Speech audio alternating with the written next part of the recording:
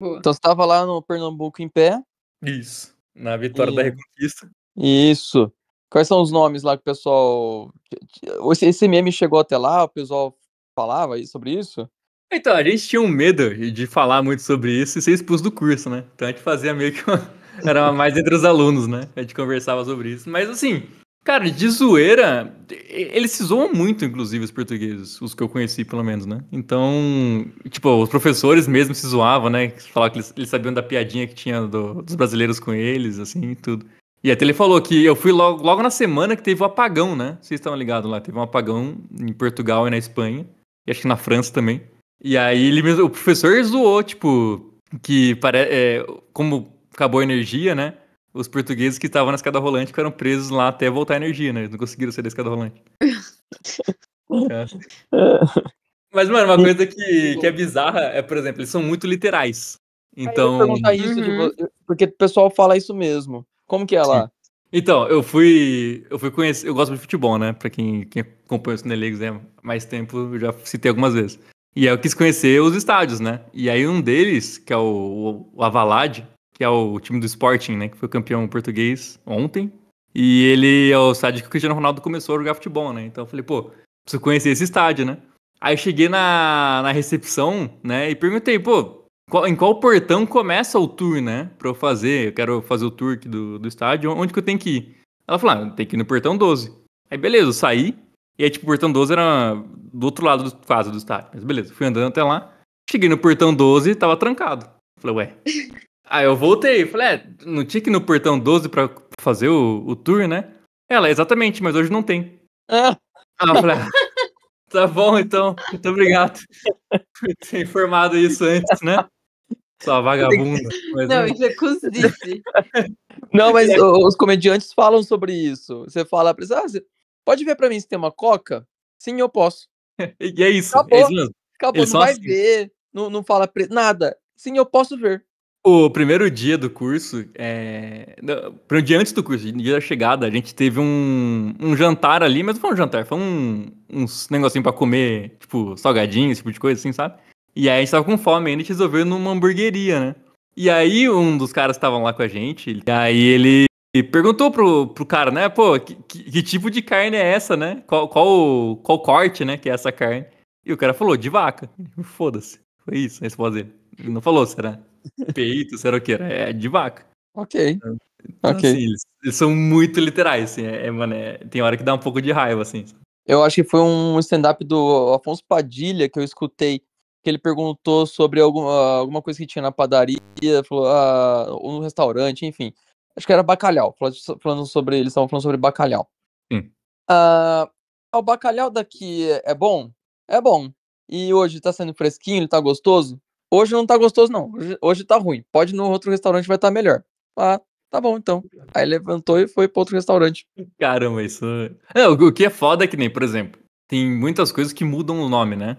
Então, que nem moço. Falar moço é chamar o cara de maneira pejorativa pra quem é gay, sabe? E eu cometi esse erro várias vezes. Várias vezes. Pô, você tá acostumado, né? Sei lá, você entra no Uber, né? Ô moço, tudo bem, né? Sei lá, eu vou no automático no moço, né? E aí eu recebi várias caras feias pra mim. Tem que usar o raparigo. O raparigo, sim. Não, e o professor falava rapariga. O professor. Puta, teve uma aula que ele falou que cimento é botão. E aí ele tava explicando que não dá pra enfiar um monte de ferro no botão. E pronto, né? Eu virei a quinta série máxima, né? Tive que sair da sala pra dar risada. Você saiu da sala? Saía, mano, não tava aguentando mais, cara. Eu tava no nível que, pô. Eu fui segurar, aí eu olhei pra um cara que eu fiz uma amizade ali com ele no curso. E sabe quando você olha pro seu amigo e não pode rir? E os dois dão risada? Foi automático. Tá assim. Mas assim, Portugal, pra quem gosta de culinária, é bom, tirando o fato de eles não botarem tempero, né? Então gastaram muito tempo ali nas navegações pra não usar tempero nada, né? É bizarro isso. Mas o vinho é muito barato. Quem gosta de beber vinho pode ir lá também, que é super barato. Eu não bebo, então, mas enfim, eu trouxe um aqui pros meus pais, né? E é isso, sim. Tem vinho que é mais barato que água, inclusive, tá? Tem lugar que a água é 1 euro e o vinho é 80 centavos, tá ligado? Ô, louco. Tem esse rolê, assim. Deve ser um vinho terrível, né? Mas tem vinhos mais baratos que água. Caramba, nossa. A senhora, minha esposa, ia adorar aí na Guiana Brasileira. Vai. Bom, eu recomendo. Eu acho que é da hora, mas faça menos dias, né? Que no meu caso eu fiquei 16 dias, né? Em Lisboa. Pode fazer muito menos que isso. Acho que 1 dia, 2 dias, você já mata Lisboa ali. Você cansou de ficar lá? Foi com um objetivo específico do curso, né? Então, é porque assim, vira dia a dia, né? Então você, puta, vamos lá de novo na Praça do Comércio? Vamos lá de novo, tipo, sabe? Tanto que o pessoal pegou o final de semana pra viajar, né? Eu ainda fui matar uns pontos turísticos mais longe de Lisboa, não quis viajar.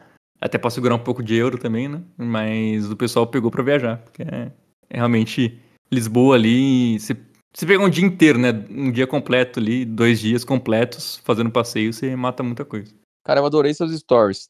Pra quem segue o Zé foi colocando Rio de Piracicaba. Colocando Centro de Campinas. Cara, eu adoro fazer marcações fake de lugares, cara. É o meu prazer no Instagram fazer isso. O Rio de Piracicaba, eu tive que perguntar. Falei, Zé, não chama aqui o Rio de Piracicaba aí também, né? Você tá só zoando. Não, tô só zoando. Então tá. O Rio Tejo.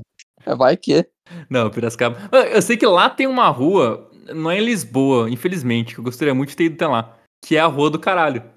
Mas ela fica em... Putz, qual cidade que é que ela fica? Em Açores? Será? Deixa eu ver aqui. Rua do Caralho. Então se você fala assim, vai pro caralho, é lá em literal. Sim, lá realmente é um lugar. Muito bom. Tem o Pau Gordo, também tem outro. Teve um restaurante que eu passei na frente, mas tava sem bateria no celular e não consegui tirar foto, que é o Zé dos Cornos. Seria uma foto brilhante, mas infelizmente não consegui tirar essa foto. Lá eles também falam vergalhão, né? Vergalhão, né? Interessante.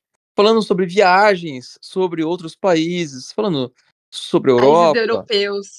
Exatamente. Vamos para o filme em si. Vamos de vinheta? Alô? Vamos, pode ir. Já foi. Bora. Tá bom. Se eu na edição, só corta essa parte. Eu achei que tivesse caído de novo. Vamos lá, então.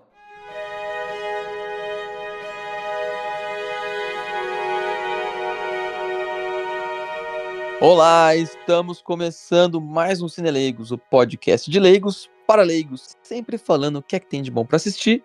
E hoje nós iremos continuar o mês do Oscar e vamos falar sobre o filme A Verdadeira Dor. Eu sou Leandro Guerrini. Eu sou o Zé Lucas. Eu sou Jéssica Bezerra. E antes de começar, já vamos de sinopse, né? Quem escolheu esse filme? Esse fui eu. Vou puxar aqui Disney Plus. Inclusive, esse filme eu quis trazer muito ele pra cá, porque eu fiz também um Cinelegos review dele. Mas quando eu tava vendo o filme, eu fui anotando, falei, tem coisa que dá pra discutir legal no Cinelegos Podcast. Então, tava esperando algum assunto pra poder trazer ele pra Com cá certeza. mesmo. Sim. E aí, faz muito sentido trazer. A sinopse dele é a seguinte: primos distantes se reencontram e vão à Polônia.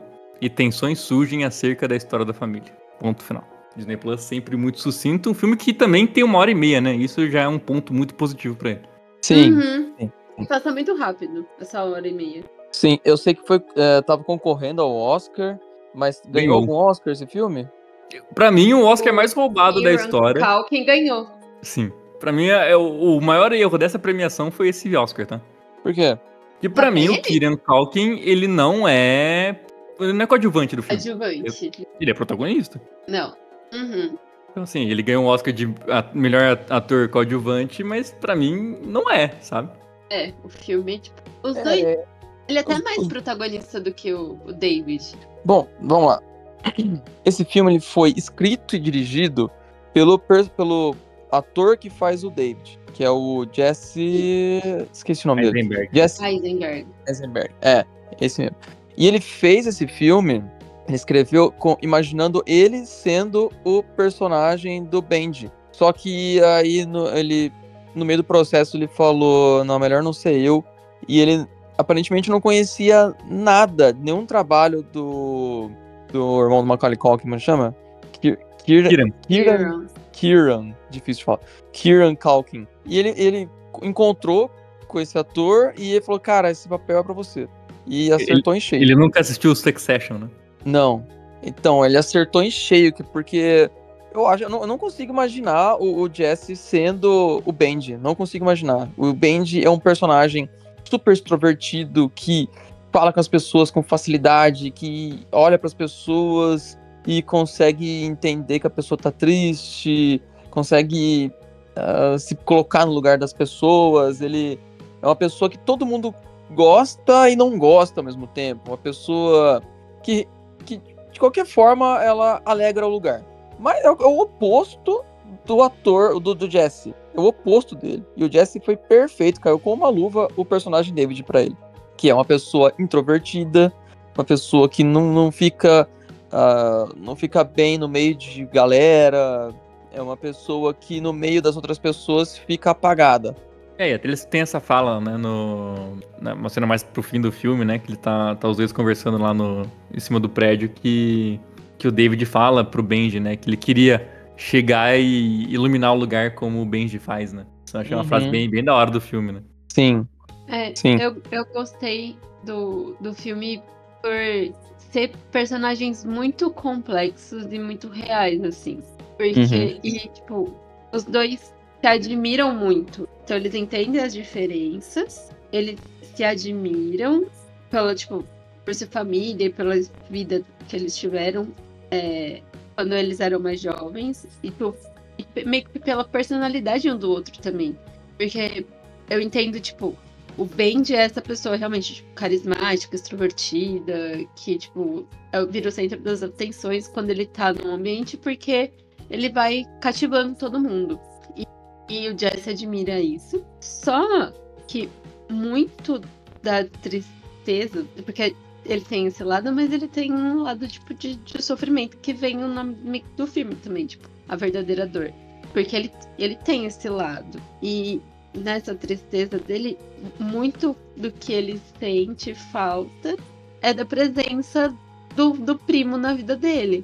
Então, ao mesmo tempo que, tipo, ele cativa todo mundo, que ele é essa pessoa muito extrovertida, ele sente falta da pessoa que é mais séria, contida, tipo, responsável do lado dele. Então, tipo, não é porque eu sou amiga de todo mundo, eu cativo todo mundo que é descolado, mas eu sinto a sua falta, que não é alguém legal, considerado legal pela sociedade, que não chama atenção. Mas a sua presença e as suas características, tipo, o Benji sente que faz falta pra ele no dia a dia. Que ele admira e gostaria de conviver mais. Eles se consideram irmãos, praticamente. E aí ele sente falta, né? É como se fosse irmão, então realmente ele sente falta.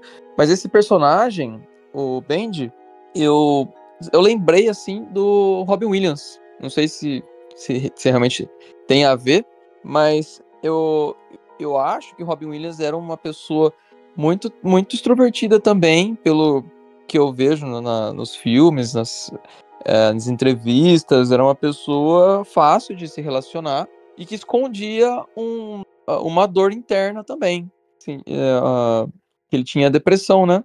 Se eu não me engano. E aí ele se matou por isso. E o Benji, no filme, é falado que ele também tentou se matar. Então eu relacionei muito isso. Muitos comediantes sofrem disso, que são pessoas muito carismáticas, são pessoas que todo mundo gosta, mas que são pessoas que escondem uma dor muito forte dentro deles, né? Esse filme fala muito sobre depressão, fala sobre várias dores. Eu acho que todos os personagens têm a sua dor e é mostrado de forma superficial de alguns, mas todo mundo tem lá a sua dor. O próprio Jesse, né, o David tem a dor dele e ele fala um pouco sobre a dor dele, mas ele fica todo contido. Boa parte do filme a gente não sabe muita coisa dele. Depois só que a gente descobre, mas ele também tem a sua dor. Eu acho que é um filme sobre dor mesmo, como o título mesmo fala, para depois para culminar na verdadeira dor, que foram das pessoas que estavam no Holocausto. Eu acho que o filme ele até brinca um pouco com isso da dor, né? Porque ele vai trazer um tema óbvio de dor, né? Que é justamente tudo que aconteceu no Holocausto. E aí depois ele vai pra segunda dor ali, que os dois estão indo porque perderam a avó, né? E cada um tinha uma relação diferente, né? O David tinha medo da avó. O Benji achava que a avó gostava dele, mas a avó falava mal dele pelas costas, né? A gente descobre naquela conversa no restaurante lá. E aí tudo isso vai chegando até na dor do tipo, meio que o Benji quer o que o David tem e o David quer ser o que o Benji é, né? Então cada um, sem saber da dor do outro, quer as qualidades, né? Até aquele negócio da grama do vizinho ser mais verde, né? Então, assim, é muito da hora como o filme te apresenta algo, como seria a grande dor, algo óbvio de entender, e ele vai destrinchando, até chegar no final, que é justamente a dor final do Benji, né? Que ele tá sozinho. Ele é o cara todo engraçado, que todo mundo gosta, tudo, mas no final das contas ele tá sozinho. E ele até, não sei se ele quer ficar sozinho, mas se ele aceita isso, né? Porque o David convida ele, né? Pô, vamos lá em casa pra você ver a minha filha, né? Conversar com a minha esposa. E ele, não, eu vou ficar aqui no aeroporto porque quero conhecer alguém muito louco. E não, ele vai ficar lá só sentado, tentando interagir, mas ele não sabe como começar essa conversa. E aí ele fica só na dele, né? Eu acho que ele não aceita o convite porque ele tem a imagem do primo, daquele primo da época de quando eles eram crianças, daquele primo que seguia ele para todo lado. E quando esse primo cresce, e que tem um emprego e uma família, ele vira outra pessoa. Então eu acho que ele não quer conhecer esse lado do David. Ele quer continuar tendo a lembrança do David da infância. E eu acho que tem isso também no próprio David, porque tem uma parte que eles pegam uma pedra para colocar.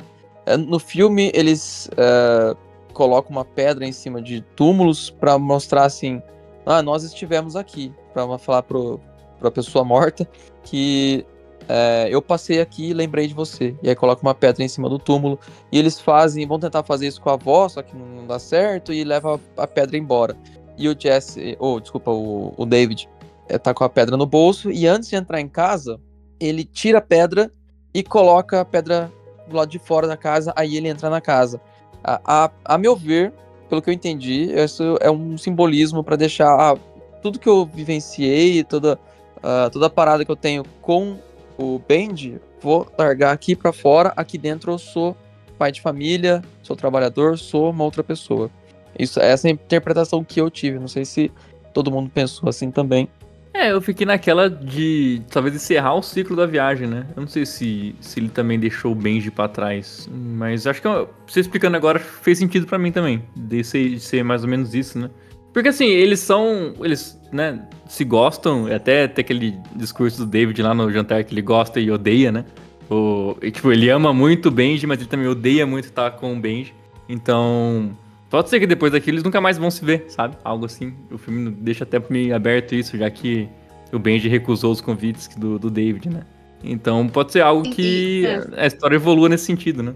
Uhum. Pode ser, até um sinal, de despedida literal. Porque o Benji, ele numa das últimas conversas, ele falou assim, tá, mas quais são os seus planos pro futuro? O que você vai fazer quando a gente voltar? Ele falou assim, vou ajudar o fulano a consertar o telhado. Ele falou assim, mas o telhado do outro. Tipo, o que você vai fazer pra você? Ele não tem planos.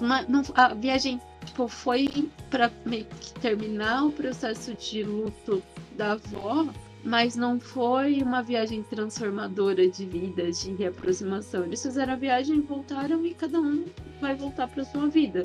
Só que o David tem, uma vida, ele tem uma família, ele tem um emprego, e o Benji não tem nada. Então, muito provavelmente, a dor dele permanece igual, e eu entendi até de um jeito que ele pode tentar acabar com a dor dele de novo. Pode ser. Pode. E o David meio que tinha entendido isso e colocou aquilo ali, a pedra, esse símbolo também, você daqui a pouco não vai estar mais aqui nesse mundo. Sim. Que esse filme ele tem cenas que são engraçadas, né? Ele tem bastante cena de comédia, que pra mim os dois mandam bem, quando eles precisam algo mais nesse nível de comédia. Mas ele tem umas cenas reflexivas, né? Mesmo pra mim a cena do trem é muito impactante. Quando o Benji começa a ter uma epifania ali do tipo, meus antepassados viajavam nesse trem, mas com um sentido de fim, né? E eu tô aqui viajando no sentido de, vou comer um negócio aqui na primeira classe, super confortável, né? Ele tem aquele momento de, um choque de realidade, né?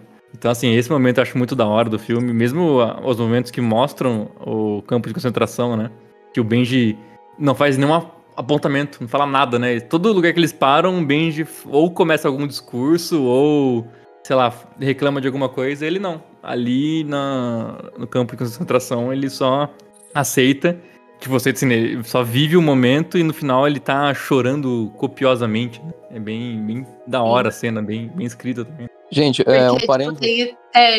eu vi que uma das ideias também pro roteiro desse filme era isso, que ele viu notícia, tipo, apareceu uma propaganda dele desse tipo de turismo, que era passeio até Auschwitz com almoço.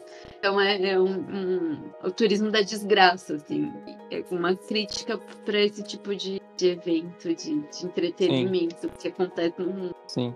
E esse é um tema muito importante pro ator, pro Jesse Eisenberg. Porque ele é filho, ou não sei se é filho ou neto, de pessoas que sobreviveram ao Holocausto. Caramba, sabia. Então esse é um tema muito importante para ele. E eu acho que é por isso que ele tomou esse cuidado nas cenas que eles estão ali no campo de concentração, que não tem fala, né? Aliás, é a única parte ali que o Bendy não abre a boca. Não fala e também nada. não tem trilha sonora. É tudo Não silencioso, né? Tudo silencioso. As imagens ali falam bastante, né? Não precisa explicar nada. A gente só de ver as salas, ver ali as cinzas que eu acredito que sejam das pessoas que estavam, que passaram por lá, né? A câmara de gás, as cores das câmaras de gás que são frutos dos produtos químicos que ficaram grudados na parede. Isso tudo aí é para mostrar a verdadeira dor. Eu acho que é isso. E eu gostei de uma cena também, porque depois que eles visitaram o campo de concentração, aí o guia turístico lá, ele pede para cada um meio que, se quiser falar o que sentiu, ali era o momento e tal. Aí tem um dos personagens que estão no grupo do grupo de viagem, é o Elodie, né? Que ele sobreviveu ao genocídio de Ruanda, não é? Ele fala. Isso. E daí o guia fala assim, eu sei que você tá distante dessa vivência, porque não teve nenhum familiar envolvido, porque ele não nasceu judeu, mas, tipo, muito provavelmente ele era o único ali que estava mais próximo dessa vivência, porque ele foi um sobrevivente de um massacre também, né? Sim, com certeza. E daí, essa frase, tipo, me pegou muito, porque foi completamente, tipo, irônico a situação, assim. E ele não falou, realmente, tipo, e falou o lado dele, assim, mas ele é um personagem muito bem desenvolvido, mesmo sendo coadjuvante. Sim. E até o James, né, que é o guia turístico, ele tenta sempre mostrar um respeito, né? Mas toda vez que ele tenta fazer isso, ele comete alguma gafe, né? Ele sempre, né, tipo, porque eu sou fascinado pela história dos judeus de sofrência, tá ligado? Tipo, cara, né? Ele sempre solta umas gafezinhas assim, né, durante o filme. Sim. Uhum. E são essas falas que o Bendy acaba explodindo. Só que essas explosões, eu acho que tem mais a ver com a depressão dele. Eu acho que é um pedido de socorro dele. Toda vez que ele explode. Pelo menos a impressão que eu tive. Eu vi uma análise que, tipo, não é falado isso, dá pra ser interpretado. O personagem do Bendy, ele podia até ser bipolar. E daí explicaria muito também esses momentos de pico de empatia e de ser o cara legalzão. Pra no momento seguinte, tipo, tá nem aí pro pessoal e falar o que vem na cabeça, e sem importar se vai magoar ou não, e explode, fica bravo e sai de perto. Poderia ser uma explicação. Pode. Eu acho que sim. E até que nem o momento que ele explode é justamente quando tá o James, a primeira vez que ele explode, a segunda no caso, né? A primeira foi no trem, a segunda é lá no túmulo, né? Que o James tá explicando como se fosse um guia de turismo mesmo, explicando, porque essa lápide que tá aqui é mais antiga que os Estados Unidos, é mais antiga que sei lá o quê. Começa a falar um monte de informação no momento que talvez fosse do silêncio, né? Dele deixar a galera refletir sobre o cemitério que eles estavam, algo assim, né? E aí o Benji explode, né? E até é engraçado depois, no final ali, quando os dois se separam do guia de turismo, né? Que eles vão visitar a casa da avó. Todo mundo vai lá falar com o Benji, né? Abraçar o Benji, mandar ele se cuidar, tudo. E com o David é no máximo aquela sobrancelhada, né? E um joinha. Tipo, ninguém fala muito com o David, né? Não, a gente esquece que ele tá lá. E aí, ele, final... tipo, no dia anterior, ele deu aquele discurso todo no jantar, tá ligado? Que fosse algo, talvez, pra conectar ele aquelas outras pessoas, né? Mas também ninguém ligou muito, né? Eu também achei um pouco estranho isso, assim. De ninguém se importar com ele. Nada. Zero. Sabe, nem pra falar tchau. Nem isso. O pessoal só fez... Tá, tchau pra você também, tá? Bendy, nossa, vou sentir sua falta. Manda foto pra mim, não sei o quê. David, tchau. E outra coisa que eu reparei no filme, mas aí eu não consegui criar nenhuma teoria pra isso, mas o filme começa com o Bendy usando o vermelho e o Jesse o azul, né? E aí, logo depois ali, quando eles começam a... depois da cena do campo de concentração pro fim, o Jesse tá usando o vermelho e ele azul, né? E o azul é a cor que eles mostram também lá no campo de concentração que tá na parede, né? Do ácido, né? Então talvez isso possa indicar também até um negócio que a Jéssica comentou agora um pouquinho antes, né? Sobre o final real do Benji no filme, né? Então, tipo, eles trocaram de personalidade, tanto que quando o David chega em casa, ele leva a luz pra casa que ele queria, né? Chega lá, a filha sai correndo, a mulher vai lá abraçar também. A mulher também, coitada, né? Ela não teve nenhuma fala no filme, né? Teve. Olha, você chegou. A Elora Torchia, acho que não vai falar o nome dela, coitada, ela só... A única fala dela foi, oi, meu marido, tudo bem? Mas aí ele chega lá e ilumina todo lugar, né? Então talvez até eles trocaram ali de importância. Personalidade, talvez isso. Achei muito da hora também como o filme colocou isso também. Zé, eu acho que você foi muito preciso agora. Acho que foi perfeito. Foi isso mesmo que aconteceu, porque virou. Termina o filme com o Bendy calado, quieto, sem saber como falar com as pessoas. E o David interagindo, falando alto, iluminando o lugar. Eles trocaram de eu acho que nem é uma troca de personalidade, assim. É que, tipo, todo mundo é ambíguo. Então, quando o Bendy, ele fica confortável com o desconhecido. Então, com as relações superficiais, ali onde ele pode ser charmoso, que ninguém, tipo, conhece ele profundamente. E o David é o contrário, o oposto. Ele consegue se mostrar e mostrar o seu lado charmoso, encantador, em situações que as pessoas já conhecem ele profundamente. Que ele pode mostrar quem ele é. E daí ele conquista. Então, tipo, no ciclo familiar ali, com a esposa, com a filha, tipo, é muito confortável e as pessoas amam ele e conhecem ele profundamente. E o Bendy, as pessoas gostam dele quando as pessoas conhecem ele só superficialmente. Porque profundamente, basicamente, tipo, ele enche o saco, ele é a pessoa que fica colocando a culpa nos outros, tipo, durante a viagem inteira, tipo, ele que fazia as coisas erradas, mas ele tacava, e daí também um pouco por as pessoas não gostarem do David. Tipo, eles chegavam no grupo, desculpa, gente, pelo atraso, o David estava dormindo. Nossa, vocês ficaram esperando a gente aqui no trem tempão, que o David pegou no sono, a gente perdeu tipo, tudo é culpa do David para as coisas erradas, só que quem tá fazendo a situação ficar errada era o Bendy, que depois vira só o legalzão. Mas eu achei o Benji muito chato, cara. Eu também achei. Depois que tem o desabafo ali... porque a gente vê o Bendy na perspectiva do David. A gente não vê o Bendy só pela perspectiva das outras pessoas da viagem. Nossa, mas puta, cara, eu achei... Aquela pessoa que se eu tivesse naquele grupinho lá de guia ali, nossa, eu estaria muito saco cheio dele. Mas faz sentido, né? Porque daí ele é o legalzão pra galera, né? E a gente vê no ponto de vista do David. Faz sentido. O David fala isso num jantar, quando o Bendy sai um momento, ele fala, vocês vão ter uma lembrança do Bendy, que ele é uma pessoa super legal tal, e eu vou continuar tendo a imagem dele de quando ele tentou se matar. E é uma frase forte, né? É uma frase pesada pro filme, né? Sim. Cara, eu gosto de filme assim, filme que ele tem muitos momentos leves, mas quando ele precisa entregar um drama, ele entrega bem, sabe? Eu não sei se é o primeiro filme do Jesse Eisenberg como diretor, mas, pô, eu achei bem interessante a proposta dele pro filme todo. E aquilo, e o filme, tipo, como eu falei, 1h30, cara, é isso. Você não precisa alongar uma história pra 2h40, se não tem o que contar, sabe? Então eu achei o timing dele muito bom. Achei não também. Cansa. Os diálogos são rápidos, que eu gosto muito também disso.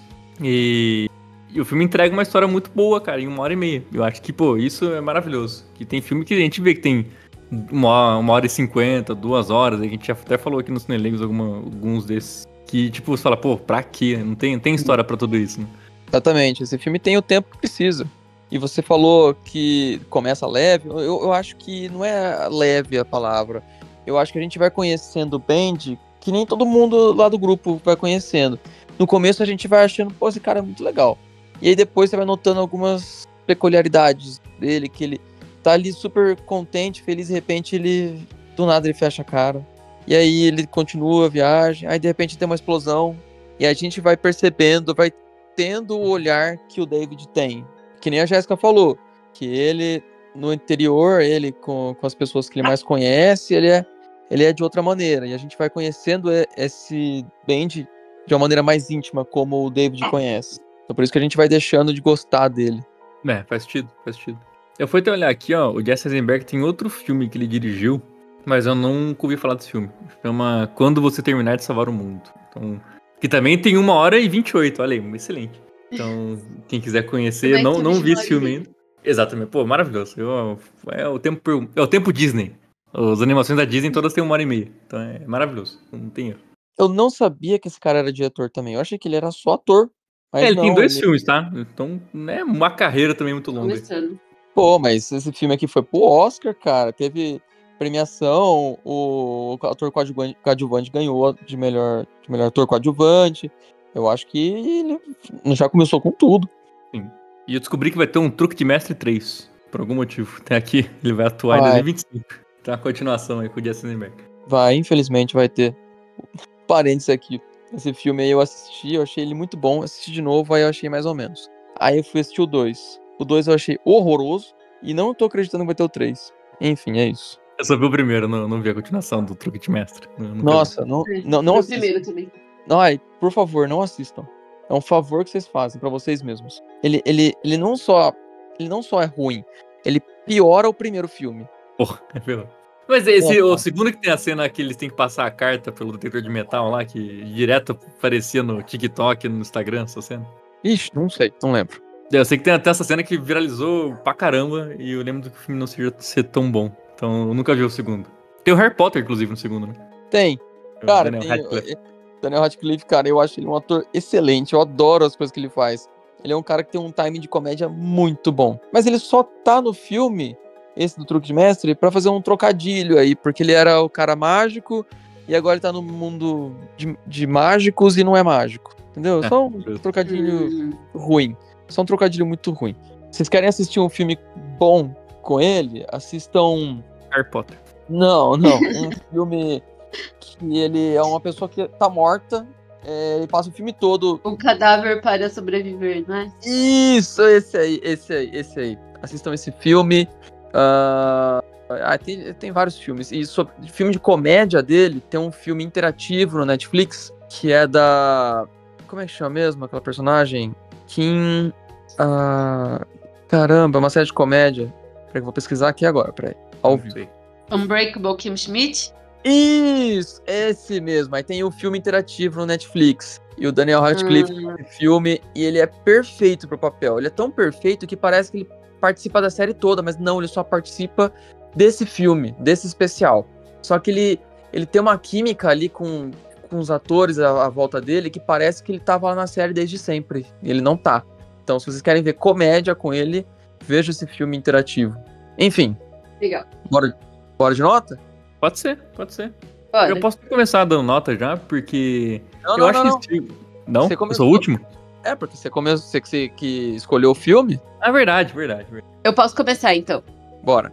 Eu gostei muito do filme, mas pela reflexão. É um filme de roteiro, tanto que a gente nem comentou outros aspectos do filme, né? A relação entre eles, o roteiro da história, que é o mais interessante. De restante, não tem nada que chame muita atenção. Mas é um ótimo roteiro e eu dou nota 8. Eu tô com a Jéssica. Eu acho que é um filme muito... não é bem artístico a palavra, mas é um filme reflexivo. É um filme que fala muito sobre dores pessoais, dores internas. Eu acho que fala também E foge muito do de... clichê, né? Porque, tipo, Foge. eu penso que se esse filme fosse feito, sei lá, alguns anos atrás, ou de maneira mais um clichê, teria uma grande transformação, a gente teria certeza que a relação entre eles ia ficar ótima agora, e ele ia curar, essa viagem ia ser transformadora e curar ele da depressão, qualquer tristeza que ele tivesse. E nessa, o final não mostra nada disso, né? Não. Mostra o que é a vida real, né? Uhum. Então, Que ele precisa adorei. de ajuda psicológica e a gente não sabe se ele vai ter. Sim. Meio que uma propaganda pra psicólogo, né? Dizendo que todo mundo precisa de psicólogo. Mas o filme, tem um tempo excelente, ele fala sobre o Holocausto de uma maneira adequada. Eu acho que é um filme muito bom pra gente assistir e refletir. De novo, eu vou falar essa palavra, refletir. E eu acho que é uma nota 8 também. 8 porque não é 10, porque não é um filme que eu teria vontade de assistir de novo. Mas eu gostei de ter assistido. Então fica minha nota 8. Eu coloco ele na categoria, não comparando, que eu acho que o Pequena Miss Sunshine é melhor. Mas naquela categoria, sabe, do filme que você vai ver, tem momentos que você vai dar risada, tem momentos que você vai ficar triste. Então, sabe, aqueles filmes que pra você... Que tá um dia, sei lá, você tá querendo só assistir algo legal, eu acho que a Verdadeira Dor também se encaixa um pouco nisso. Mas eu prefiro a Pequena Miss Sunshine, tá? Comparando os dois, eu prefiro Pequena Miss Sunshine. Comparando com os filmes que a gente já falou de Oscar, eu acho que ele é abaixo do Conclave e do Ainda Estou Aqui. E é difícil, né? Comparar com a animação é muito difícil, né? Então eu vou dar uma nota 7,5 pra ele. Mas assim, é um filme que é isso, 1h30, maravilhoso. Você não vai precisar gastar metade do seu dia pra ver um filme. Ele tem ritmo, que é muito importante. Não é um filme que você fica vendo e, nossa, que coisa arrastada. Eu acho que o Jesse Eisenberg manda bem. E eu acho que tem mais filmes dele que eu não gosto do que os que eu gosto dele como atuando, né? O Kieran Culkin, eu vi muita pouca coisa dele, eu comecei a ver Succession agora. Então, assim, eu tô começando a conhecer mais a carreira dele. Eu odeio essa série. Putz, Eu amo. sem spoiler. Todo mundo ama, Zé. Eu odeio. Eu larguei na última temporada, eu falei, mano, não quero mais passar pelo sofrimento de assistir Largou essa na série. última temporada. Larguei. Nossa, Caramba, larguei. Não tava suportando mais assistir. Tava assistindo porque minha esposa tava assistindo com ela. Eu falei, nossa, assiste você aí que eu não aguento mais. Nossa senhora, não aguentava mais. É que Todo mundo ama. Só eu que... É eu o problema. Deve ser eu, porque não é possível que todo mundo ama essa série. É tipo eu com Friends, então. Mas é que eu tô buscando já o meu substituto, que vai acabar o The Last of Us, né? E aí eu tô vendo uma muito boa da Max, tá? Uma recomendação nada a ver com o assunto. Mas chama The Pitt, quem quiser assistir aí, de médico com 24 horas. É muito bom. Mas... Então eu vou recomendar uma série também. Recomendo. Vocês têm Apple Plus? Não. Não? Então esquece. Acabou então. Já escutei, né? Já escutei, pô. E os nossos ouvintes podem ter também, ué. Recomenda aí, pô, pra galera que tá ouvindo, pô. É uma série que chama O Estúdio, que é eu vou falar. Seth Rogen. É maravilhosa essa série. Perfeita, muito boa. É uma comédia, fala sobre os bastidores de Hollywood, dos estúdios de Hollywood. Cara, eu não tenho... Eu não vou falar nada. Quem for assistir aí depois fala pra mim se gostou ou não. Tá repleto de atores famosos, atores que fazem uma ponta aqui, uma ponta ali. Mas é muito divertido. É muito divertido. A gente tá terminando com pequenas recomendações, então, certo? Isso, exatamente. Eu vou recomendar que eu assisti, tipo, maratonei e fiquei viciada, precisava terminar. É o LOL, que tá na Amazon Prime. Eu só assisti a última temporada, que foi do Porta dos Fundos. Com os personagens do Porta dos Fundos. Adorei também. Meu, nossa, eu precisava ver o próximo e era situações. Ainda bem que a gente pode dar risada, mas era muito bom ver eles tentando fazer um e o outro rir. LOL, se rir já era, né? Esse mesmo. O nome completo, é. Depois LOL apareceu o LOL aqui, não? Apareceu League of Legends. A última temporada, acho que é a quarta, que é com o Tom Cavalcante o aqui. pessoal do Porta dos Fundos. O Tom é o apresentador. É legal a interação da galera do Porta. Eu gosto de todas as temporadas, mas essa do Porta dos Fundos tá maravilhosa. Jéssica, eu não sei se é só eu, mas por estar assistindo esse jogo que você não pode rir, eu fico, sem querer, eu fico tentando não rir, e aí eu tenho mais vontade de rir. O Rafael tava assim. Ele primeiro foi resistente, ele nem queria assistir. Ele achou que ia ser ruim. Aí eu vi ele espiando, assim, de longe. Aí depois ele já tava no sofá comigo, tipo, tentando não rir também. Pô, não, bom, vou procurar aqui depois, então. Tem uma temporada, eu não sei se é a primeira ou se é a segunda, que o Igor Guimarães aparece, que ele participa também. Se eu tivesse lá com o Igor, eu teria rido nos primeiros 5 minutos. É, mas só olha pra cara do Igor, você não dá de dar risada? Ele fala qualquer coisa, você tem vontade de rir. Ele fala, que essa Eu vou ter que ver cadeira Igor aqui, Guimarães. gente? Ele fala qualquer coisa, você tem vontade de rir. Eu não consigo, não. Eu vou olhar aquela cara dele e já começo a rir. Já. Então assiste a L.O.L. então, que você vai gostar. Não, tá anotado aqui já. É só passar aqui as notas do IMDB, só do filme, né? O filme é... No IMDB é 7.1. No Rotten, os críticos deram 9.6. Eu achei muito. Nossa. E o público 8.2. Acho que é justo também. Mas o 9.6 eu achei, porra... Não, a gente tá sendo bem honesto aqui, porque é um filme muito bom. Sim. Só que a gente tá falando de leigos para leigos. E sendo leigo aqui, ó, eu gostei, mas vou assistir de novo. Então eu tenho certeza que várias pessoas vão assistir esse filme e também vão ter o mesmo sentimento. Por isso, gente, sigam sempre que a gente fala. A gente tá falando aqui real pra vocês o que vale a pena e o que não vale assistir. Por isso, sigam a gente em todas as nossas redes. Sigam a gente aqui no Spotify, no YouTube, mas também no Instagram e no TikTok. E até semana que vem. Até. Tchau, tchau.